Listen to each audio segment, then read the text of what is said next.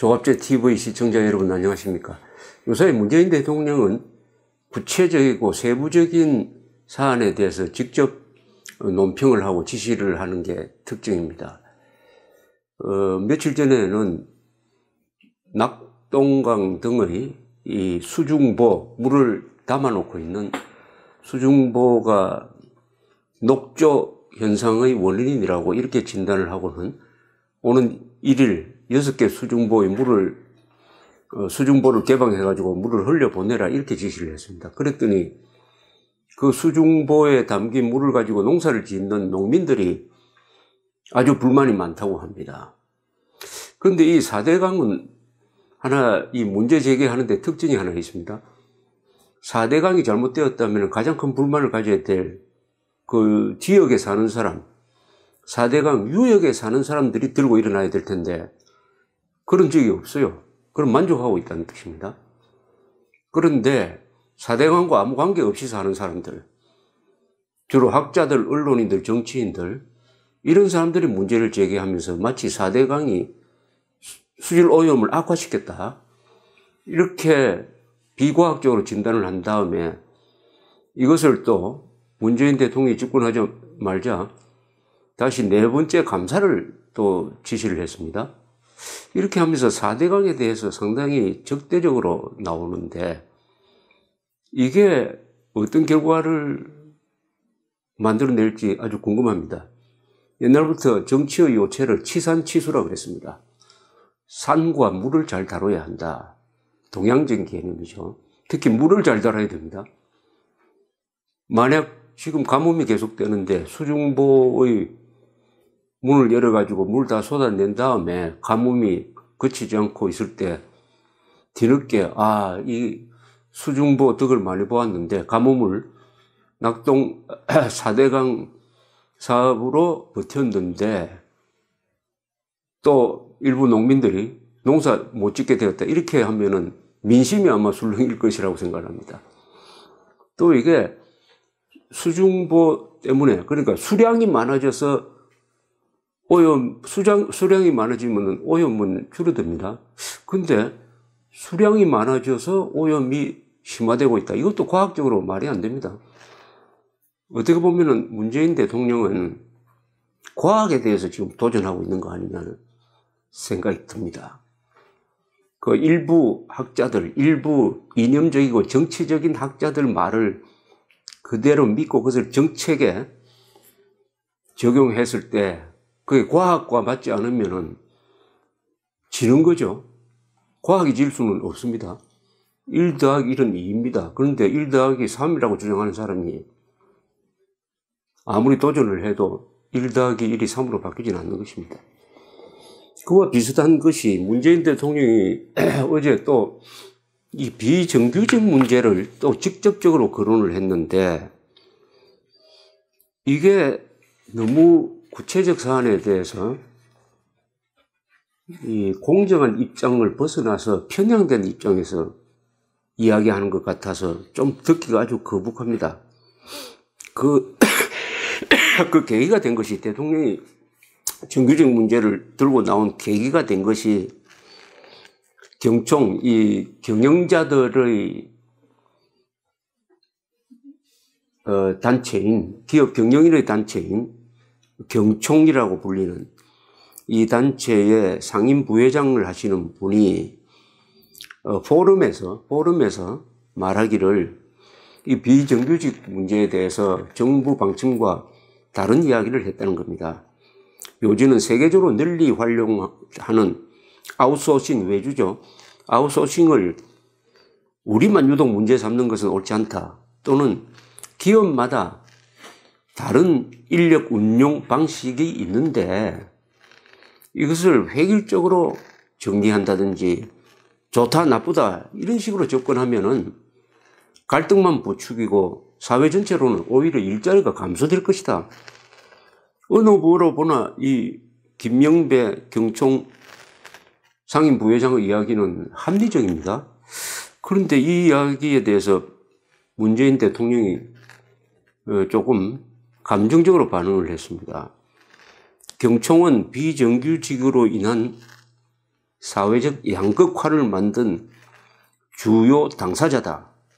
책임감을 갖고 진지한 성찰과 반성이 먼저 있어야 한다라고 청와대 대변인을 통해서 메시지를 전하니까 다른 여권단체 또는 국정기획자문위도 가세를 해가지고 그 경총 부회장의 발언을 향해서 융단폭격을 하고 있습니다. 이 격이 좀 맞지 않습니다. 경총 부회장과 대한민국 대통령 사이에 이 격이 좀 맞지 않아요. 그 다음에 이런 식의 편향되고 감정적 발언이 과연 일자리를 더 만들어낼 거냐 하는 데 대해서도 부정적입니다. 첫째, 경총은 기업인들을 말합니다. 여기 특히 중소기업인이 여기에 많습니다. 정경련은 대기업 중심으로 되어 있지만 경총은 중소기업인들이 많아요. 이런 분을 사회적 양극화를 만든 주요 당사자다 할 수 있습니까? 우선 기업인들은 일자리를 만드는 사람입니다. 근데 일자리를 만들었는데 왜 좋은 일자리를 만들지 않은 좋은 일자리는 뭡니까? 정규직이고 서울에 본사가 있고 사무실 근무 이게 좋은 일자리 아닙니까? 왜 좋은 일자리를 만들지 않고 비정규직을 만들었냐 이런 이야기입니다. 아니 일자리를 만든 것만 해도 감사해야죠. 그런데 좋은 일자리 못 만들었다고 이렇게 책임져라는 식으로 더구나 양극화를 만든 주요 당사자 이건 사실과 다릅니다. 아니 일자리를 만든 사람이 어떻게 양극화의 주범이 될 수가 있습니까? 또 양극화란 말은 노무현 전 대통령이 만든 말인데 이것은 상당한 선동성이 있습니다. 한국은 주요 경제 강국 중에서는 양극화가 아주 적은 나라에 속한다는 것은 이미 통계적으로 증명되고 있습니다. 양극화를 굳이 이야기하려면 기업인들 책임도 있고 정부의 책임도 있고 특히 강성노조, 귀족노조의 책임이 큰 거 아니겠습니까? 그렇게 합리적으로 신중하게 이야기될 거지 이렇게 비난식으로 이야기하는 것은 대통령의 공정한 직무태도는 아니라고 생각합니다. 그리고 책임감을 갖고 진지한 성찰과 반성이 먼저 있어야 한다. 이거 반성이란 말 함부로 쓰면 안 됩니다. 반성은 양심의 자유를 규제하는 말입니다. 반성하고 하기 싫은 사람한테 억지로 반성하라고 하면 그 자체가 폭력입니다. 그래서 요새 옛날에는 무슨 잘못한 일을 했을 때 사과문을 싣는 것이 유행이었습니다. 신문에 가끔 보면은 무슨 특허를 도용해서 죄송합니다 하는 사과문이 있었습니다. 그러나 우리 법원 판례가 나왔습니다. 사과문은 강제할 수 없다. 이것은 양심의 자유에 대한 위반이다. 그래서 요새는 사과문이 나오지 않습니다. 그런데 대통령이 열심히 일하는 기업인에게 반성부터 먼저 하라. 이거 양심의 자유에 대한 위반입니다. 이 발언은 반성하라고 하면 안 됩니다. 어떻게 우리가 길가에 가다가 아무나 잡아가지고 당신 반성하시오 이러면은 뺨 맞지 않습니까? 인격 모독입니다. 이거 반성하라는 말은 인격 모독입니다. 이런 말을 대통령이 쓰면 안 됩니다. 이것은 반민주적입니다. 같이 머리를 맞대고 고민해 봅시다라고 해야 됩니다. 고민해 봅시다. 이 문재인 대통령의 이 발언에는 상당히 문제적 시각이 있습니다. 노동자는 선하고 약하고 기업인은 강하고 나쁘다 하는 생각, 그것은 계적급 투쟁론적 생각에 가깝습니다. 그것이 1대 99란 말로 나옵니다. 부자 1을 타도하기 위해서 99가 뭉쳐야 된다. 이렇게 되면 이건 완전히 계급혁명적으로 갑니다. 자, 이렇게 하면 이게 비정규직 문제가 해결되겠습니까? 비정규직이라는 것은 우선 이 통계가 있습니다.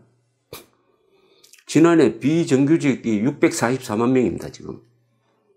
그런데 놀랍게도 95%인 611만 명이 어디서 일하느냐? 종업원 300만 미만인 중소기업에서 일하고 있습니다. 생각해 보십시오. 중소기업에서 비정규직 직원을 채용하는 이유가 있지 않습니까? 중소기업은 미래가 불안합니다. 장기 고용을 하면은 인건비가 많이 들어가지고 코스트를 맞춰서 경쟁력 있는 제품을 만들 수가 없어요. 그리고 여기 노조가 생기면은 그 정규직은 때로는 철밥통이 됩니다. 회사는 망하더라도 잘라낼 수가 없어요. 이러니까 비정규직을 채용하는 것인데 이게 과연 죄악일까요? 그러면은 지금 문재인 대통령은 반성하라는 이야기를 지금 누구한테 하고 있느냐 하면은 그 어려운 중소기업주들한테 반성하라라고 압박하고 있는 겁니다. 이게 과연 정의입니까? 종업원 300만 미만의 중소기업, 그 중소기업 공장을 한번 생각해 보십시오. 거기 가면은 사장이라는 사람도 종업원처럼 손에 기름 묻혀가면서 일을 합니다. 종업원들보다 더 열심히 일하죠. 더 고민이 많죠. 그런 중소기업인들한테 양극화의 책임이다. 반성하라. 이렇게 대통령이 이야기를 한다면은 여기서 과연 일자리가 만들어지느냐 이겁니다. 일자리를 만드는 것은 하나님도 할 수 없는 일입니다. 이 지도자가 하기 가장 어려운 일이 일자리 만드는 겁니다. 북한은 왜 저 모양 저 꼴이 됐습니까? 김일성, 김정일, 김정은이 일자리를 못 만들어서 저렇게 된 거 아닙니까? 일자리를 못 만들어서. 대한민국 왜 이렇게 잘 됐습니까? 위대한 지도자, 훌륭한 기업인, 열심히 일하는 근로자가 있어가지고 이런 일자리를 만든 겁니다. 천직이라고 그러지 않습니까? 일자리는 하늘이 내리는 직업입니다. 그 일자리를 통해서 먹고 살고 자녀들 교육시키고 결혼하고 집을 갖게 되고 하는 것입니다. 이 기업인들은 일자리를 만든 사람입니다. 어떻게 보면 이 사람들이야말로 자본주의의 성직자입니다. 성직자입니다. 성직자는 말로 사람들을 위로하지만은 기업인들은 일자리를 만들어서 월급을 줘가지고 먹고 살고 행복하고 자유를 누리도록 해주는 사람입니다. 그러니까 우리는 기업인들을 성직자처럼 존중하고 대우해야 됩니다. 그렇게 해야 더 많은 일자리를 만드는 거죠. 그러나 우리는 조선조부터 산업공상이라고 그래가지고 물건 만들고 장사하는 사람을 하대하고 걸 줄 아는 사람, 과거시험 합격자가 권력을 잡고 이 기업인들, 기술자들을 압박하고 탄압하고 무시하다가 보니까 나라가 부국강병하지 못해가지고 망해버린 거 아닙니까? 다행히 자유민주주의 시장경제 체제를 가진 다음에 이승만, 박정희라는 위대한 지도자가 기업인들을 밀어주고 지도하면서 또 기업인들이 적극적으로 거기에 부응해가지고 수출 입국 정책에 뛰어들고 야망을 키우고 하면서 어마어마한 나라, 지금 세계 5대 공업국을 만들어냈는데 지금 문재인 정부가 들어서면서 이 기업인들한테 노골적인 적대감을 보인다.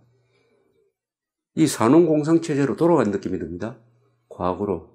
이렇게 윽박지르면은 만약 일본에서 이런 일이 있으면 정치인들이 재계 지도자를 향해서 이런 이야기를 하면은 재계 지도자가 가만히 있지 않습니다. 그 사람들은 정면 대응을 합니다. 왜냐? 약점이 없고 또 일본의 정치인들이 한국처럼 검찰권을 멋대로 행사하지 않으니까. 그러나 한국에서는 떨게 됩니다. 기업인들이 떨게 돼요. 왜 떱니까? 정권을 잡으면은 수사권을 갖게 된다. 그러니까 잡아 넣을 죄를 지어서가 아니라 밑보이면 잡혀 들어간다. 그러려면은 아마 마지못해 따라올 겁니다. 마지못해 따라온다고 해서 시장이 따라옵니까? 시장 논리가 따라옵니까? 시장한테 시장에 대해서 문재인 대통령이 명령할 수가 있습니까? 경제 성장률 내년 5%로 맞추라고 시장에 명령을 할 수가 있습니까? 이 기사가 보도된 이 조선닷컴 댓글을 읽어보니까 댓글이 어떻게 보면 이 정부나 또는 언론보다 훨씬 더 잘 쓴 것이라는 생각이 듭니다. 어떤 사람은 이렇게 댓글을 썼어요. 기업하는 사람들이 이렇게 죄인처럼 충고를 당하는 게 정상입니까? 나라가 다소 복잡해지는 것 같다는 생각이 드네요. 선진 외국엔 비정규직 수두룩하고 대부분 외주 계약으로 슬림 조직을 운영하고 있는 게 맞다. 후진적 사고방식으로 어떻게 나라 경제를 살린다는 말인가? 경제를 모르면 조용히 있어야 한다. 뭐 이런 이야기. 정부가 경제정책을 제대로 집행하려면 산별노조를 없애고 민노총 같은 강성노조를 다룰 무기가 있어야 한다. 또 어떤 분은 자유경제체제에 대한 정면 부정 아닌가? 문재인 대통령의 이 중소기업인 등 경총에 대한 비판을 이렇게 이야기합니다. 열심히 기업 일구어 고용 창출한 것이 양극화의 주범이라니 당치도 않다. 또 어떤 분은 강성노조가 소득 양극화의 실질적 주범일 수가 있다. 재벌 가족이 잘 사는 걸 국민이 다 차지하는 게 아니다. 대기업 노조원의 봉급과 하청기업, 제하청기업의 근로자 봉급 수준이 사람 열받게 하는 것이지 취업도 노조 가족이 먼저라니 노조에 못 견디고 외국으로 나가거나 태업하니 상황은 더욱 나빠진다. 대통령은 공정한 위치에 있어야 됩니다. 공명정대해야 합니다.